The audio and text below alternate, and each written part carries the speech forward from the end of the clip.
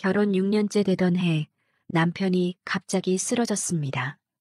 위암 판정을 받았고 진단 전까지 전혀 증세가 없었고 가끔 옆구리가 아프다고 해서 병원을 찾은 결과 초음파 검사에서 발견되었습니다.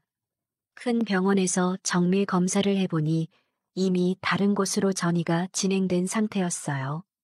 이후 수술과 항암, 방사선 치료를 받았지만 계속되는 항암제 내성과 치료 실패로 결국 남편은 세상을 떠났습니다. 남편을 잃은 후 한동안 무기력하게 지내며 술로 시간을 보내는 날들이었습니다. 극단적인 생각에 시달리던 저를 지탱해 준 것은 바로 시동생이었습니다. 사랑하는 사람을 잃은 공통의 아픔으로 우리는 함께 힘든 시간을 견뎌내며 점점 가까워졌고 시동생은 경제적인 부분에서도 많은 도움을 주었습니다. 그는 자식이 없었고 이혼 후 혼자 지내며 과부가 된 형수와 어린 조카를 돌봐주는데 힘을 보태주고 있었죠. 도련님, 오늘도 이렇게 와주셔서 고마워요. 혼자서 정말 힘드네요. 형수님, 언제든지 도와드릴게요. 아이들도 돌보는 데만 신경 쓰세요. 그리고 필요한 게 있으면 언제든지 말씀하시고요. 정말 고마워요. 도련님 덕분에 하루하루 버틸 수 있는 것 같아요. 그런데 요즘 도련님도 많이 피곤해 보이세요. 걱정하지 마세요. 그나저나 오늘 저녁은 제가 준비할 테니 형수님은 쉬고 계세요. 도련님, 도와드릴까요? 아니에요. 오늘은 제가 다 할 테니 형수님은 그냥 편히 쉬세요.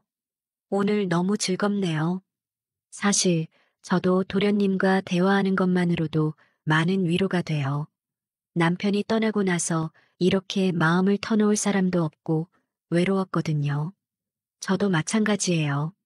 형수님과 서로 도와가며 이렇게 지내는 게 좋은 것 같아요. 형수는 남편이 세상을 떠난 후 삶이 크게 흔들리기 시작했습니다.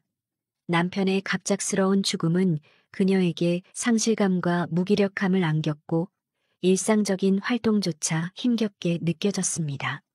남편의 병원비와 치료비, 장례 비용 등으로 인해 경제적인 부담도 상당하였는데 남편이 남긴 재산은 거의 없었고 형수 본인이 혼자서 돈 벌 수 있는 방법도 없어 점점 더 어려운 상황에 처하게 되었죠. 이런 상황에서 시동생의 도움은 그녀에게 큰 힘이 되었습니다. 형수는 시동생이 자신의 상황을 이해하고 돕기 위해 많은 노력을 기울이는 모습을 보며 점점 더 의지하게 되었고 시동생의 도움 덕분에 그녀는 점점 안정감을 되찾을 수 있었던 겁니다. 어느 저녁 삼촌과 함께 맥주를 마시던 중에 형수가 물었습니다. 삼촌, 요즘 애인 없으세요? 아직 없어요. 형수는 의심을 품으며 말했습니다. 정말 없으세요? 그 나이에 능력도 좋으신데 애인이 없을 리가 없잖아요. 삼촌은 진지하게 대답했습니다. 정말 없어요. 그럼 제가 삼촌에게 애인 한 명 소개해 드릴까요? 삼촌은 웃으며 답했습니다. 지금 형수님과 조카들 돌보는 것만으로도 충분해요. 애인 같은 건 필요 없어요. 정말 괜찮으세요? 삼촌은 장난스럽게 대답했습니다. 안 괜찮으면 어떻게 할까요? 형수가 가끔 밥도 챙겨주고 옷도 빨아주고 형수가 좀 더 신경 써주시면 좋겠네요. 삼촌은 농담을 던졌습니다. 가끔 형수를 내 애인으로 착각하긴 하지만요. 그렇군요. 앞으로도 편안하게 생각하시고 부탁할 일이 있으면 언제든지 말씀해 주세요. 도련님, 저는 도련님께 아무것도 바라는 게 아니에요. 그저 제 옆에만 있어주면 돼요. 안녕하세요. 남편과 사별한 지 2년이 지났습니다. 남편과 저는 7년 가까이 연애한 끝에 결혼했고 결혼 후 10년 넘게 행복하게 살았습니다. 결혼 당시 남편에게는 대학을 졸업하고 취업 준비 중인 시동생이 있었습니다. 어느 날 시동생이 갑자기 서울로 올라와서 우리 집에서 지내고 싶다고 했어요. 저는 처음에는 반대했지만 방 하나는 비어 있었고 시동생이 일자리만 구하면 곧바로 원룸을 얻어나갈 거라는 남편의 설득에 결국 허락했습니다. 문제는 시동생이 저와 동갑이라서 서로 어색했고 취준생이라 집에만 머물며 시간이 많아 불편하게 느껴졌습니다. 시동생은 밝고 원만한 성격으로 주변 사람들과 잘 어울리려 했고 저에게 먼저 다가와 대화하려 했지만 저는 그런 그의 접근이 부담스러웠습니다. 그래서 우리는 서로 조금 서먹하게 지냈습니다. 그러던 중 한날 저녁에 큰일이 생겼습니다. 제가 남편의 차를 운전해 집 근처 은행에 볼일을 보러 갔습니다. 주차장에서 다른 차와 가벼운 접촉사고를 내게 되었는데 그 상황에서 크게 당황했습니다. 사고를 처음 경험해 보는 데다 상대 운전자가 반말을 하며 현금으로 해결하자고 요구했습니다. 여성 운전자라서 얕잡아 보는 듯한 태도에 더욱 혼란스럽고 무서웠죠. 이때 남편에게 도움을 요청했으나 남편은 회의 중이라 바쁘다며 보험 처리하면 된다며 전화를 끊었습니다. 그 순간 시동생이 나타났습니다. 집과 거리가 약 1km였는데 택시가 잡히지 않아 땀을 흘리며 뛰어왔습니다. 시동생은 도착하자마자 상대 운전사에게 다가가 형수에게 막말을 했냐? 며 따졌습니다. 시동생의 위협적인 태도에 상대 운전사는 바로 태도를 바꾸어 사과하며 사고 처리에 협조했습니다. 시동생은 곧바로 보험사에 연락하고 사고 현장을 사진으로 찍는 등 신속하게 수습했습니다. 그 과정에서 시동생의 전문적이고 확고한 태도는 제게 큰 안도감을 주었고 시동생과의 관계가 급격히 가까워졌습니다. 세월이 흘러 시동생은 서울 근교의 대기업에서 기술연구원으로 일하고 있었습니다. 대학을 졸업한 후 대기업에서 기술연구원으로 일하며 미국 유학까지 다녀온 그는 그 분야에서 뛰어난 기술자로 인정받고 있지만 개인적인 삶에는 크게 신경 쓰지 않았습니다.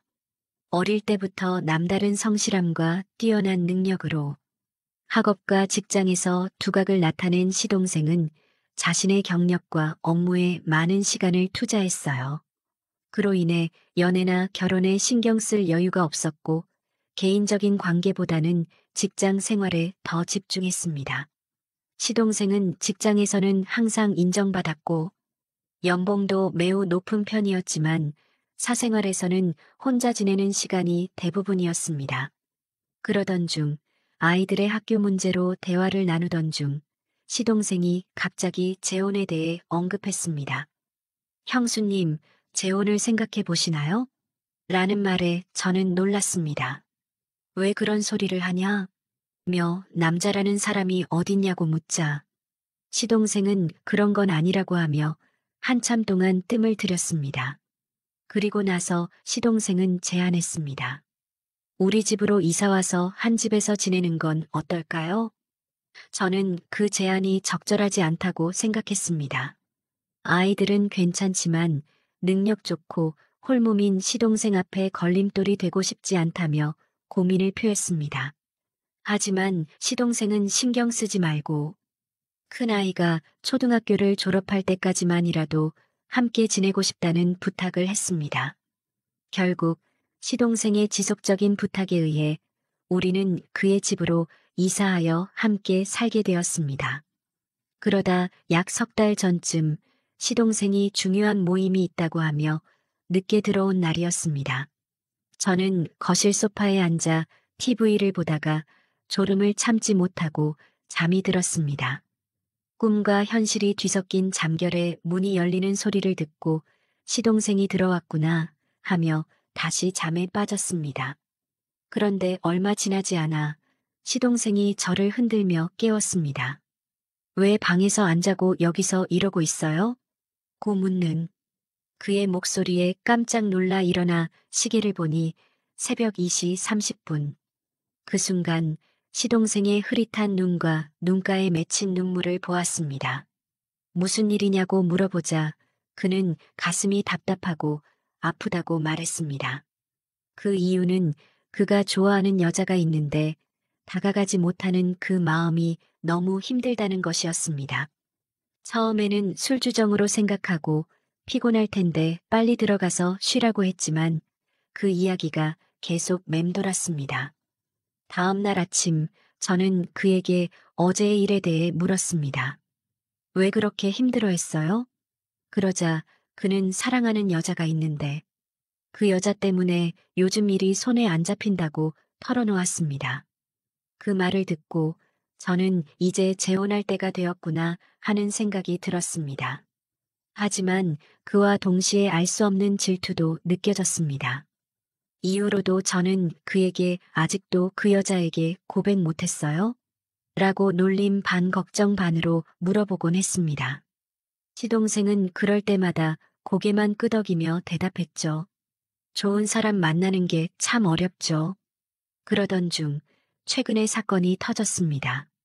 시동생과 함께 식탁에 앉아 저녁을 먹고 있었는데 그가 소주 한 잔이 마시고 싶다며 냉장고에서 한 병을 꺼냈습니다.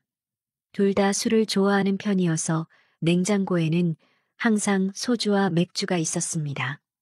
그렇게 우리는 함께 술잔을 나누었고 저와는 달리 시동생은 남은 한 병을 다 비우고 다시 한 병을 가져왔습니다. 초저녁부터 너무 과한 거 아니야? 라고 하자 그는 오늘은 취하고 싶다고 대답했습니다. 그리고는 저를 바라보며 한마디 덧붙였습니다. 좋아하는 여자가 사랑하는 여자가 자기를 너무 힘들게 해요. 그때 저는 그의 말에 위로를 건네며 몇 마디 더 나누었는데 그가 갑자기 저를 놀라게 하는 이야기를 꺼냈습니다. 그 사랑하는 여자가 바로 당신이에요. 처음에는 농담인 줄 알았습니다. 워낙 술이 센 그라 취해서 분위기를 바꾸려고 하는 줄 알았거든요. 하지만 곧 농담이 아니라는 걸 깨달았죠. 순간 제 머릿속은 하얘졌고 말이 나오지 않았습니다. 사실 저도 시동생을 많이 좋아하고 있었기 때문에 그의 고백에 놀라면서도 동시에 마음속에서 행복한 감정이 밀려왔습니다. 하지만 도련님의 고백을 어떻게 받아들여야 할지 아직 답을 내리지 못했습니다. 서로의 진심을 확인하고 앞으로의 관계를 어떻게 정리해 나갈지 고민하고 있는 상황입니다.